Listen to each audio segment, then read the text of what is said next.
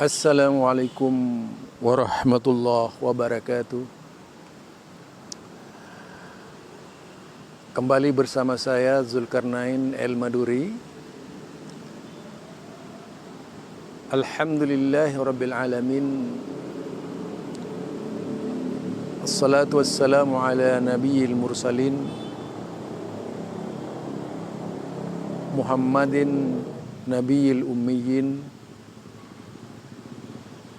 wa ala alihi wa ashabihi ajma'in.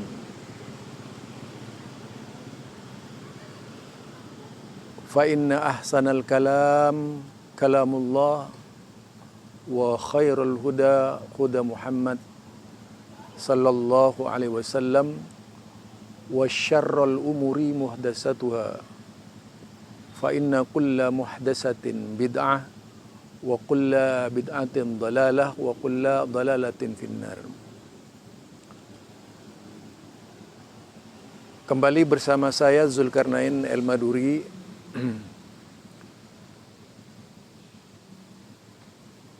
Tema kali ini berkaitan dengan sosok-sosok tertentu yang senantiasa mengatasnamakan nasionalisme, tetapi isinya selalu mengadu domba anak-anak bangsa, yang tentu saja jika dipandang dari sudut pandang sunnah Nabi, mereka ini termasuk orang yang memecah belah agama. Jadi wakanu syi'an, mereka yang suka memecah belah agama,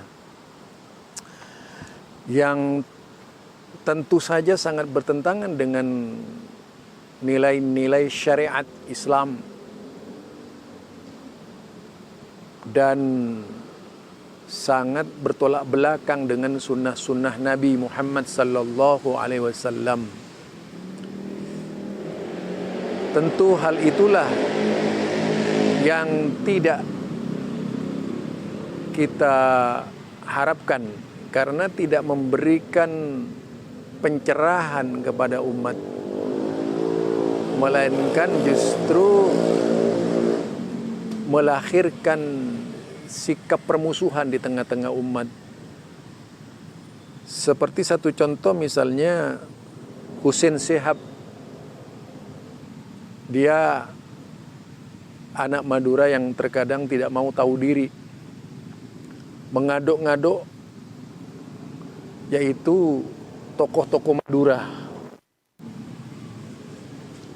Terkadang saya mempertanyakan siapa Husain Shihab ini, yang kelahiran Pamekasan kalau tidak salah ya. Seharusnya sebagai orang Madura itu lebih tunduk dan patuh kepada kiai-kiai Madura. Ini tidak, selalu bertolak belakang dengan kiai-kiai Madura.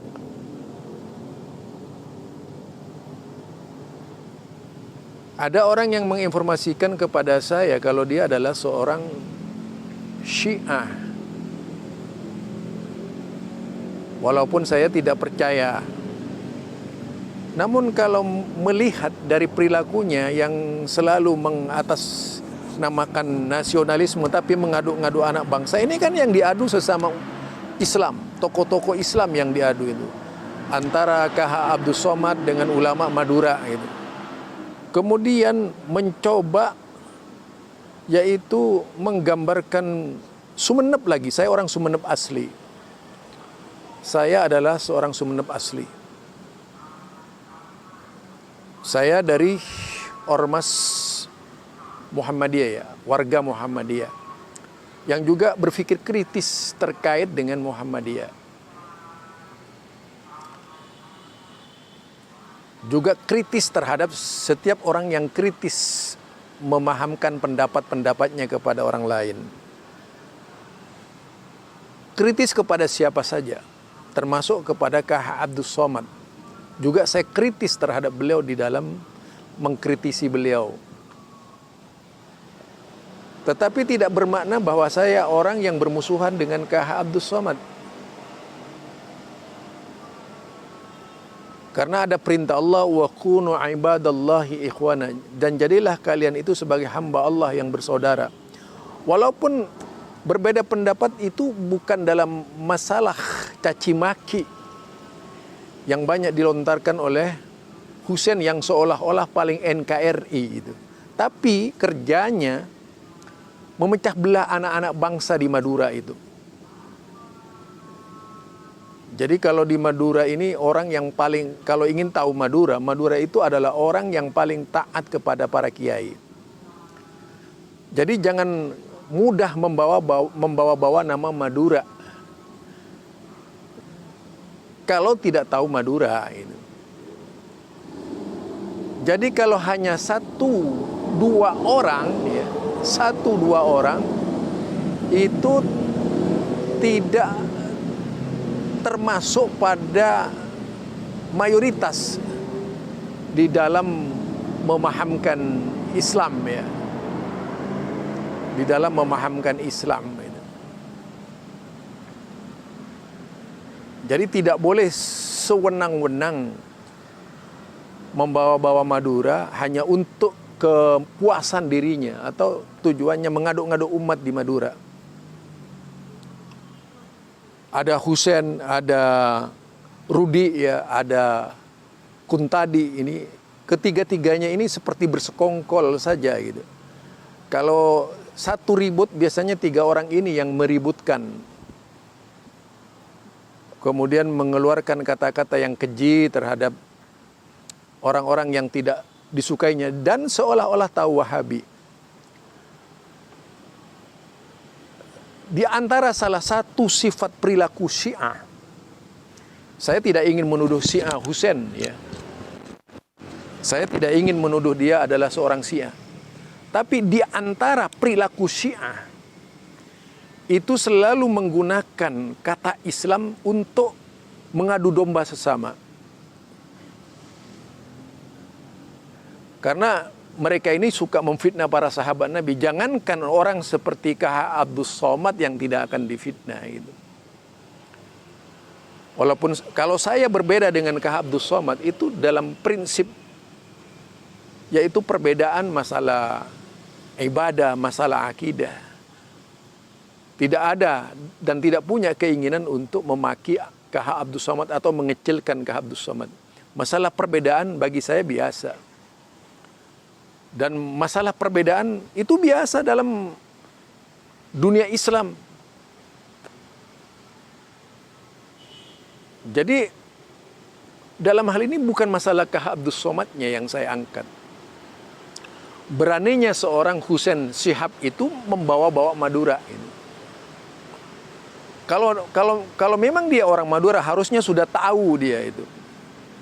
Apalagi seperti Kuntadi orang luar berbicara Madura gitu. Seperti Rudi, orang yang tidak tahu Madura berbicara Madura, ini membahayakan.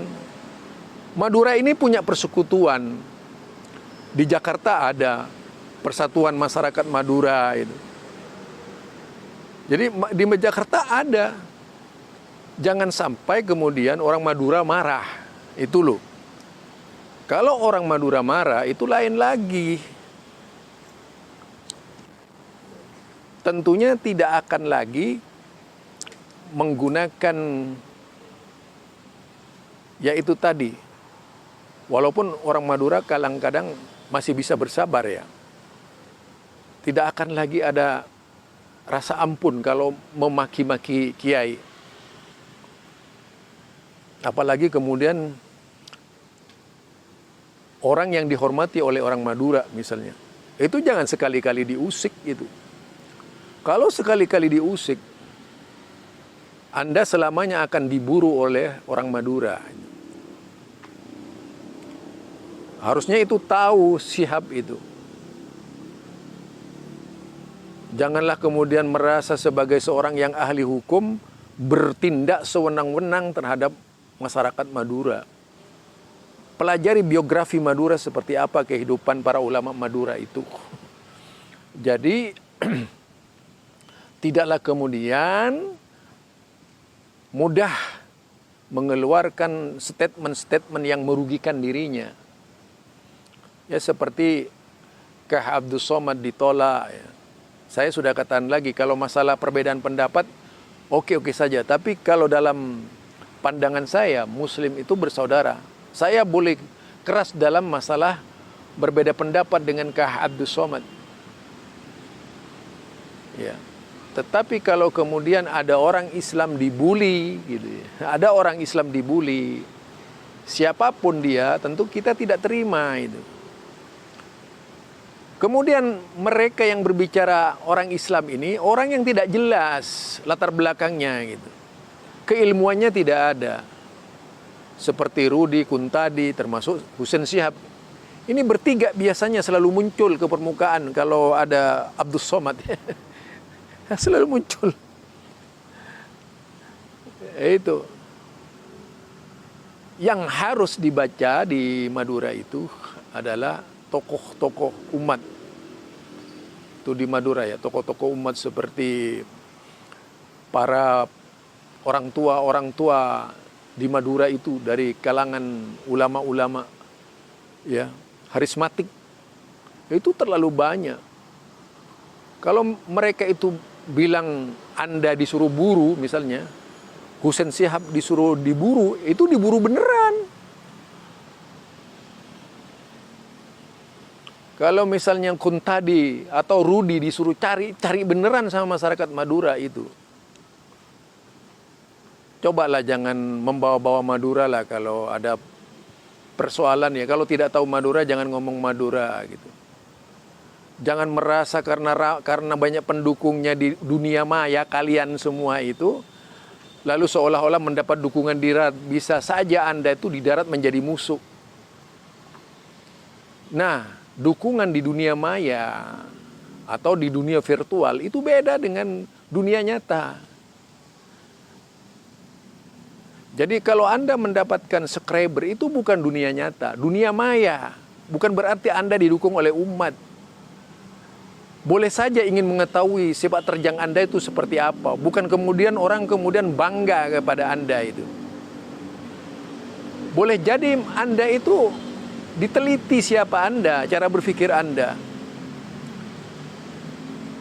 Jadi itulah kesalahan Anda memahami dunia virtual dianggap beneran gitu. Apalagi jemaahnya masih ya ratusan ribu gitu ya. Sedangkan lawannya Anda sudah jutaan. Itu kalau dunia virtual dijadikan sebagai ukuran oleh Anda, maka Anda juga akan termakan oleh dunia virtual yang lainnya. Karena virtual itu kalau dianggap bagian dari manusia nyata, Anda akan dihabisi di dalam dunia virtual juga gitu. Yang pada akhirnya di darat Anda tidak aman, di udara Anda tidak aman. Itu ya, jadi Madura ini tolonglah jangan dibawa-bawa ya. Biarkan Madura itu tenang dengan apa adanya, karena di Madura itu tidak ada hujat menghujat. Tapi Madura kalau disakitin itu lebih dari hanya sekedar 7 hari 40 hari itu. Itu Madura. Madura itu punya sikap sakera. Dari ujung barat Madura Bangkalan sampai ujung timur Pulau Madura Kabupaten Sumeneb. Walaupun di Sumeneb itu ramah, tapi mereka tidak mau terkontaminasi oleh pemikiran-pemikiran yang dibawa dari luar. Jangan membawa nasionalisme yang mentah. Jadi jangan membawa nasionalisme yang mentah. Jangan membawa konstruksi pemikiran yang membahayakan kepada umat. Jangan diajak pikirannya berembuk dengan hawa nafsunya untuk membenci seseorang. Kebencian itu kalau kita lihat di dalam kitab-kitab Syiah, kitab Syiah ini jelas sekali permusuhannya kepada para sahabat Nabi. Mereka menyebut para sahabat Nabi itu adalah nasibi. Dan dihalalkan darahnya sebenarnya dalam kitab-kitab Syiah. Menghujat Abu Hurairah itu biasa. Itu orang-orang Syiah. Menghujat Umar bin Khattab, menghujat Abu Bakar, menghujat Utsman itu biasa. Apalagi menghujat Abdus Somad. Jadi bahayanya orang Syiah di situ. Misalnya di dalam kitab Biharul Anwar. Kitab Biharul Anwar adalah kitab yang menjadi andalan Syiah. Kitab Al-Qulaini, Usulul Kafi misalnya. Itu adalah kitab yang menjadi andalan Syiah. Kitab Mufid dan beberapa kitab-kitab lainnya yang berisi caci maki terhadap sahabat. Tentu hal itu seluruhnya tidak bisa dijadikan rujukan bagi Muslim untuk mendendam. Sedangkan kalau kita tahu kitab-kitab itu mengajarkan dendam dan kebencian, permusuhan terhadap orang-orang Islam. Jadi kalau KH Abdus Somad itu kita baca dari sisi anti Syiahnya sangat luar biasa ya. Lah mungkin itu yang dibenci oleh kelompok tertentu di Indonesia itu.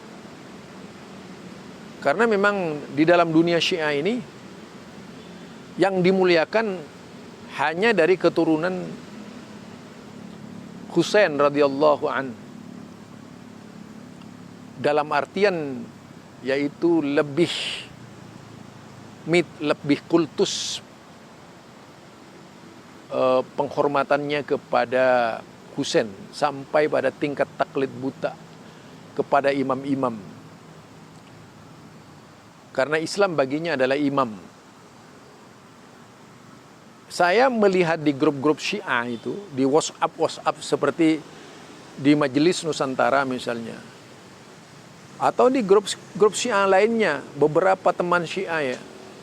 Wah itu kalau menghujat para sahabat Nabi luar biasa. Kalau menghujat ulama-ulama Sunni luar biasa. Apalagi Wahabi menjadi musuh bebuyutan orang Syiah itu. Jadi saya khawatir orang-orang yang anti Wahabi ini adalah Syiah. Khawatirnya itu. Untuk mengaduk-ngaduk bangsa, menghancur leburkan Indonesia itu dengan pertikaian dan perselisihan. Ini yang tentu saja perlu diantisipasi.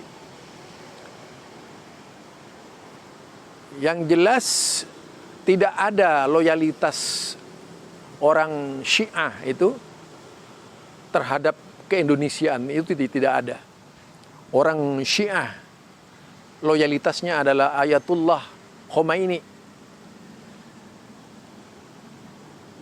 Dan akan selalu menyanjung-nyanjung Iran sebagai pusat yaitu dari Syiah Rafidhah itu atau Syiah Imamiyah. Jadi saya tidak heran setiap kali saya memperhatikan gerakan-gerakan anti ya istilahnya Sunni ini, dengan kadang-kadang menggunakan kebesaran Sunni juga untuk nempeleng Sunni itu. Ini dilakukan oleh Syiah memang.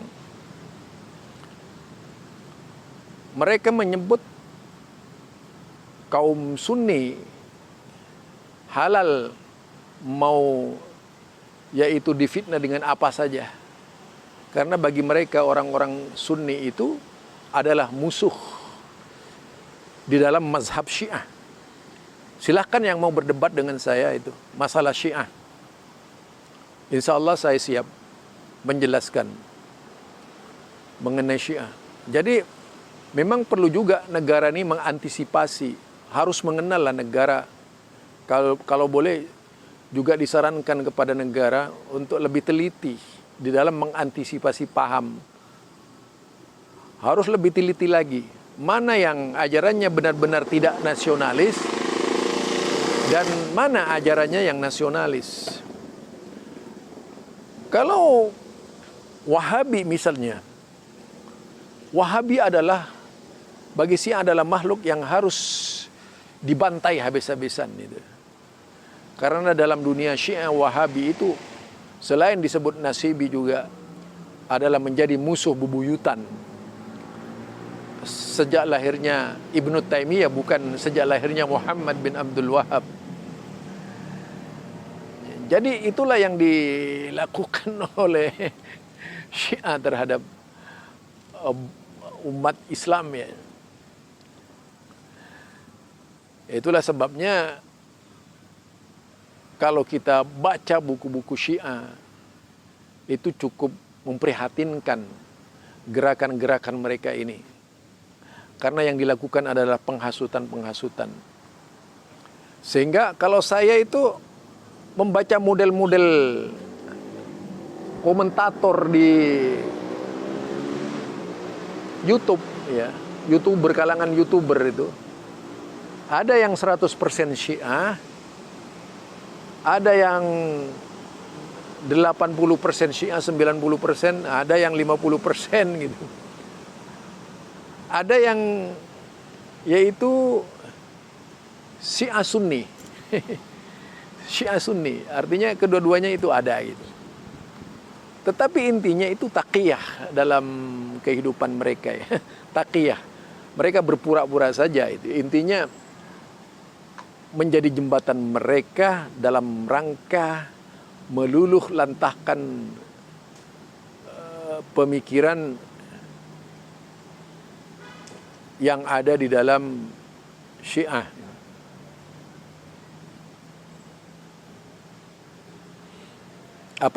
Meluluh lantahkan pemikiran yang ada di Indonesia ini gitu. Saya itu taunya itu di Majelis Nusantara, grup Syiah itu. Wih, Abu Hurairah dihujat, Umar dibilangin begini dan sebagainya. Itu tokoh-tokoh Syiah muda ya, rahbar-rahbar Syiah. Kalau dalam dunia Syiah itu kan ada tingkatannya. Ada rahbar Syiah, ada tokoh-tokoh lainnya dan lainnya itu. Yang kita lihat seperti itu. Jadi cukup memprihatinkan jika kita perhatikan ya. Oleh karenanya kita harus hati-hati dengan kondisi yang sekarang ini, harus peka. Siapa sebenarnya yang berperan dalam adu domba di Indonesia ini? Kalau kita lihat dari masa Pak Harto sampai sekarang ini, itu memang ada hal-hal yang terasa aneh. Yang paling aneh di abad sekarang ini, karena menurut saya ya terlalu bebas orang berbicara. Kalau di zaman Pak Harto kan ada pembatasan bicara itu. Dan terlalu bebas kemudian banyak pihak yang tidak tahu dari sikap-sikap yang ditonjolkan apakah memang ini tujuannya nasionalisme atau tidak. Kadang-kadang nasionalismenya sangat semu itu. Dalam dunia Syiah itu tidak ada nasionalisme. Kenapa saya katakan tidak ada nasionalisme? Karena afiliatifnya keyakinan Imamiyah. Dan Imamiyah itu orang yang hanya meyakini kepemimpinan imam yang tentu saja diyakini oleh mereka. Toh kalau mereka itu meyakini negara, Presiden Jokowi dan sebagainya, itu hanya taqiyah saja. Dalam rangka mereka lebih jauh melangkah agar mudah sampai di tujuan mereka. Itu kalau kita buka. Karena intinya tadi yaitu bagaimana mereka bisa menguasai kelompok-kelompok yang ada di dunia. Saya itu kalau mengikuti mereka misalnya yang di Majelis Nusantara, itu kalau ada serangan Lebanon misalnya ke Israel itu, dia bangga gitu, Syiah itu. Walaupun itu kan saya tidak percaya bahwa orang-orang Syiah itu anti Israel. Tidak ada ceritanya orang-orang Syiah itu anti Yahudi. Bohong. Jadi semua mereka ini berkolaborasi ya. Bagaimana kita mau percaya? Di Isfahan, Iran saja itu, di situ tempatnya orang-orang Yahudi yang turut menciptakan nuklir di Iran. Lalu bagaimana? Masih ingat kan Iran Gate itu kan? Waktu terjadi penjualan senjata oleh Amerika ke Iran, ketika Iran bermusuhan dengan Amerika. Dan sampai sekarang ada namanya persekutuan persahabatan antara Israel dan Iran. Jadi bohong kalau mereka ini kemudian anti Israel dan sebagainya. Cerita-cerita memuakkan yang tak perlu didengar. Karena mereka punya kesatuan yang visi yang sama ya. Ini barangkali yang perlu penelitian lebih jauh sehingga kita tidak mudah terkecoh dengan hanya sekedar melihat penampilan orang yang membela NKRI padahal mereka sebenarnya bukan orang NKRI. Ya. Jadi terlalu banyak artikel saya itu ditulis dalam sebuah siaindonesia.com ya. Anda bisa melihat di sana itu bagaimana aksi-aksi Syiah ya, yang tidak akan pernah berhenti dan tidak akan pernah diam sebelum mengaduk-ngaduk yang ada itu. Ya intinya tadi itu. Bagaimana bisa aman sebuah negara kalau yang dihujat itu adalah orang-orang yang diyakini oleh orang-orang Sunni. Contoh ya Imam Abu Bakar, Omar dan Utsman. Loh, ini kan ada yang ngadu domba ya kalau kita lihat. Nah, tentunya itulah yang perlu menjadi telaah kita sekalian agar kita tidak terkontaminasi oleh hal-hal yang seperti itu. Ini dari saya, Zulkarnain El-Maduri. Mudah-mudahan Allah Subhanahu wa Ta'ala memberikan pemahaman kepada kita sehingga kita bertambah kecerdasan dan benar-benar searah dan sejalan dengan syariat Islam dan tetap berada dalam kecintaan membela negara NKRI yang kita cintai di bawah naungan Pancasila. Tidak semu tapi nyata, tidak hanya sekedar berkuar-kuar tapi dibuktikan bahwa Anda memang berketuhanan yang Maha Esa, bahwa Anda adalah yang memang mengagungkan persatuan Indonesia, berkeadilan sosial bagi seluruh rakyat Indonesia. Itu yang tentu saja harus menjadi cara berpikir kita sebagai muslim. Subhanakallahumma wa bihamdika asyhadu an la ilaha illa anta astaghfiruka wa atubu ilaik. Assalamualaikum warahmatullahi wabarakatuh.